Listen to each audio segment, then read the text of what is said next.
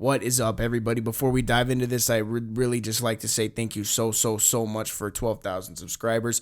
You guys are awesome. I have the best fans in the world, and I really appreciate it. And this is another huge milestone, and I can't wait to keep hitting them back to back. And I love you guys. You guys are awesome. So thank you so much. I previously talked about this in my announcement video. This is a series of videos I'm possibly going to do. This is not set in stone. This is not for sure yet. And we're just going to see how this one goes. I would love to see everyone's feedback. So let me know in the comment section if you enjoyed it and if you liked it. I will make a poll or start a conversation about it to see your guys' thoughts on it. And if you liked it or you hated it, I would just love to hear you guys' feedback. This is just something I'm trying out, and I would love to see how you guys feel about it because I really like doing it. I thought it was a lot of fun, and hopefully you guys enjoy what I have to say. So without further ado, let's get into it.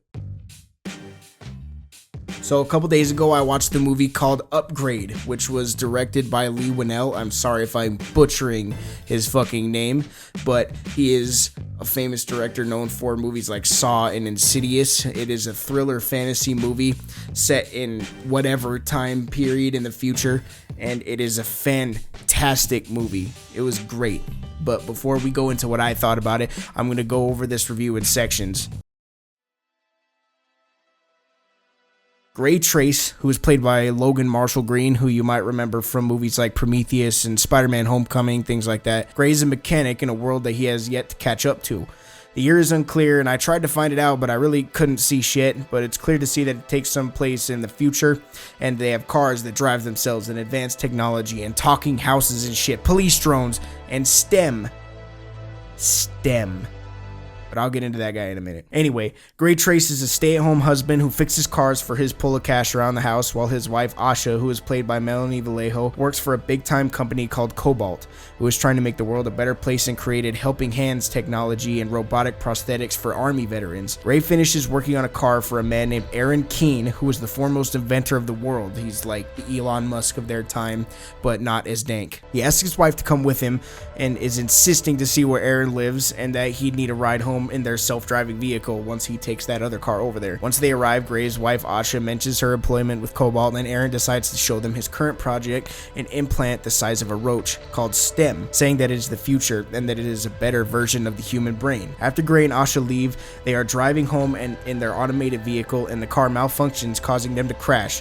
Now, moments later, a vehicle pulls up with these four goons, and they assist Gray and Asha and get them out of the wreckage. But then this dude pulls her over in front of Gray and shoots her in the stomach.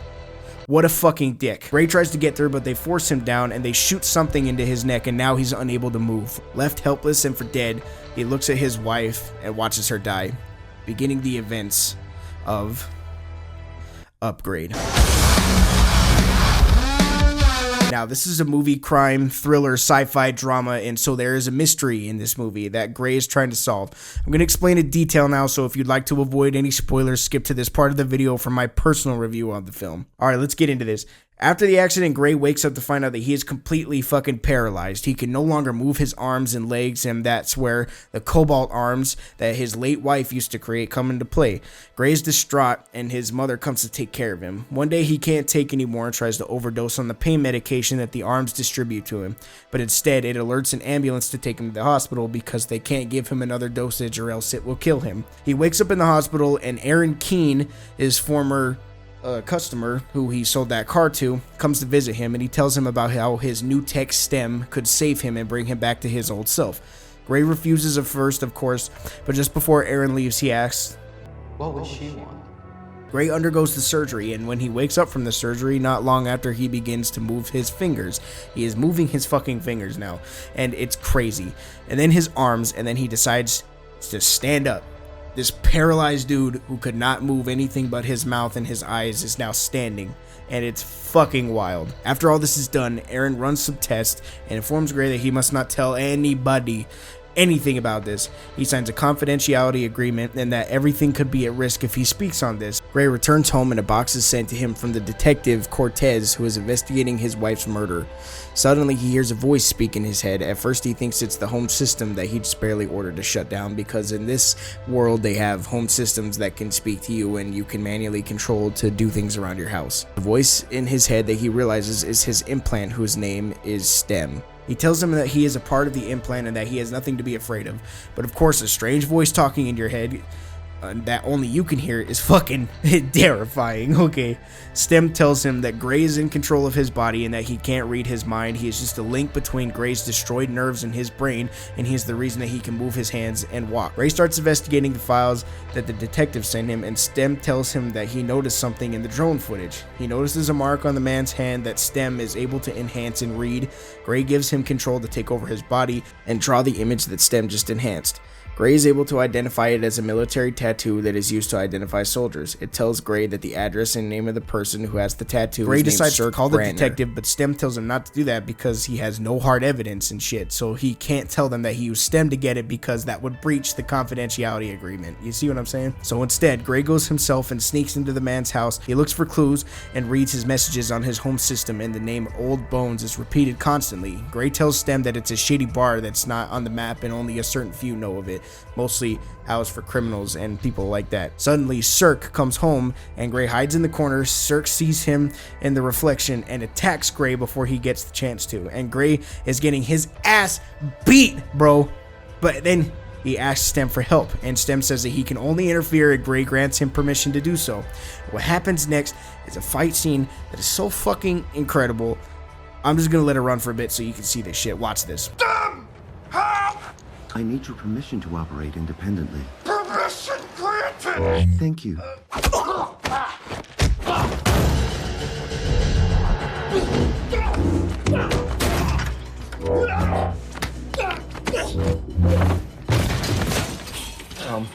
Okay, Stem, what are we doing, man? Just relax. What the fuck? Oh, God, dude! Oh, man, you see that shit?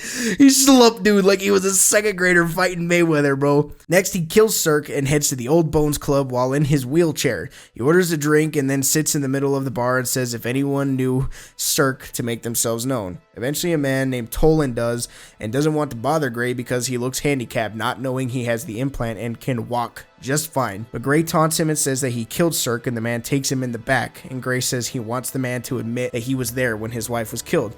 When the man does, Stem takes over again, and then he proceeds to beat these dudes like the Jackson children. Stem, you can take over. Hi.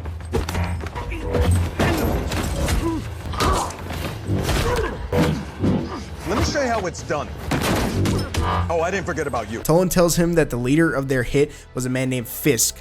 Leaving the bar, Gray falls over, and Stem informs him that Aaron has been tracking him and is going to shut Stem down so he can't be discovered and ruin all of their plans and breaching the confidentiality agreement. Since Stem is the only one helping him walk, if he shuts down, Gray will be disabled again. So Stem tells him to go to this apartment building and ask for a person named Jamie, who he looked up on the black market as an incredible hacker.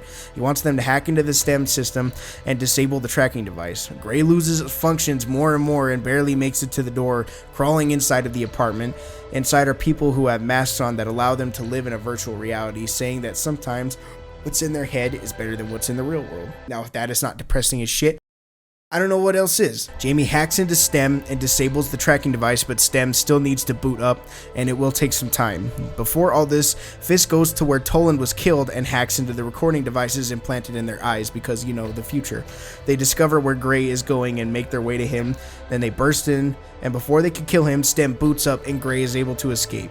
Gray returns home, and his mom catches him walking. He walks in, and his mom just made her fucking self at home, not knowing where he's at, and now she's seeing him stand up, so she's tripping. So he is forced to tell her the entire truth, and all the while, the detective investigating the case, Cortez, finds clues all over linking Gray to the crime, like leaving the wheelchair at the bar, or seeing him on a drone camera heading to where Cirque's house was, and wondering why he's out there fucking around, messing with their investigation and shit. And so she's incredibly suspicious, and What reason does she have to be, though? Because he is handicapped. She has no idea about STEM, so she thinks that he's just going and trying to handle it himself. Then she puts a listening device into Gray's jacket, and she overhears Gray talking to STEM, but thinks that he's talking to himself because nobody else can hear STEM's voice besides Gray.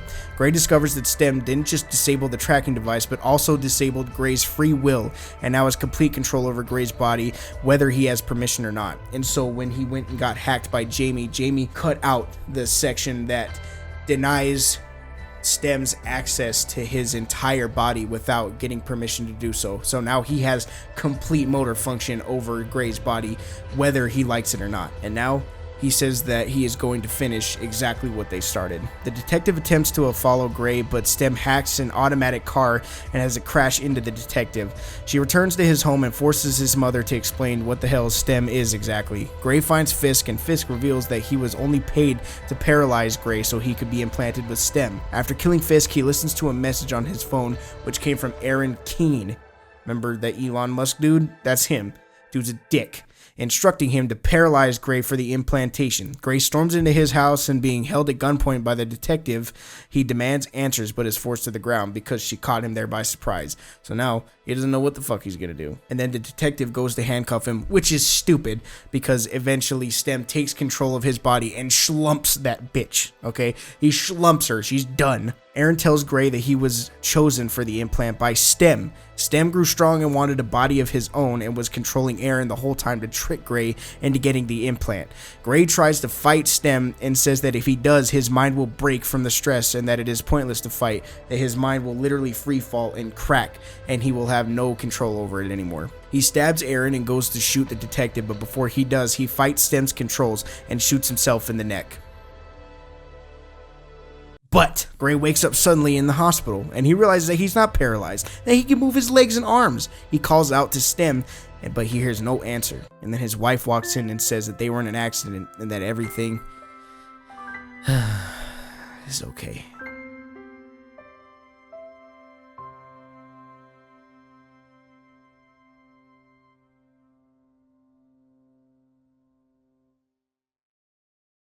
Wait. You thought that was the end? Fuck you, man. Gray, this isn't you. Gray's not here anymore. He's in a better place. In his mind, where he wants to be. I've taken over now. A fake world is a lot less painful than a real one. All I needed was for his mind to break, and he broke it. No. Goodbye. Gray suddenly wakes up again, and instead this time, STEM has complete control. And he says Gray is no longer with us, and that if Gray kept fighting him, that his mind would snap, and when it did, it would send his mind into its own virtual reality where his wife is still alive and he's not paralyzed. So when his mind cracked, it put him in a better place, to where now he has no control, and now he believes that this is the world he lives in now, when in reality, STEM has taken complete control over his body. STEM then shoots the detective and walks away, ending the movie.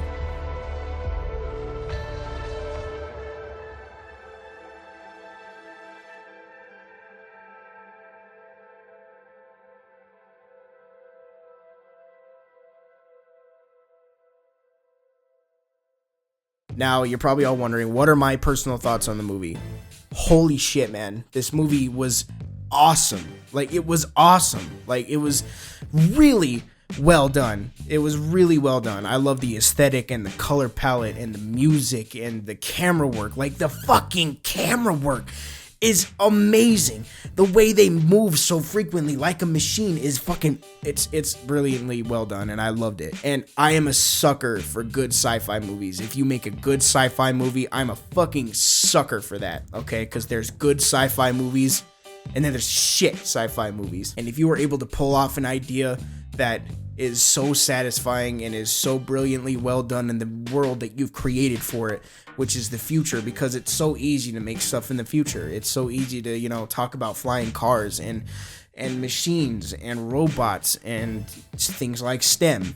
But if you're able to take such a simple idea as Siri controlling your mind and turn it into something like this, with such a deep and dark ending and such an understatement of how lonely and depressed and scared you feel at the end of this movie. I was terrified.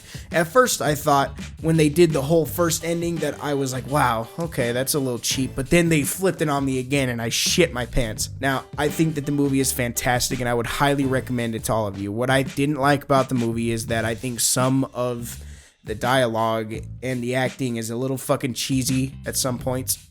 And I think that the ending is incredibly predictable and I saw it coming a mile away for a bit. When I saw what happened in the ending, I kind of saw it coming. They threw me for a loop for a minute, but then it proceeded to go into the ending that I suspected was going to happen already.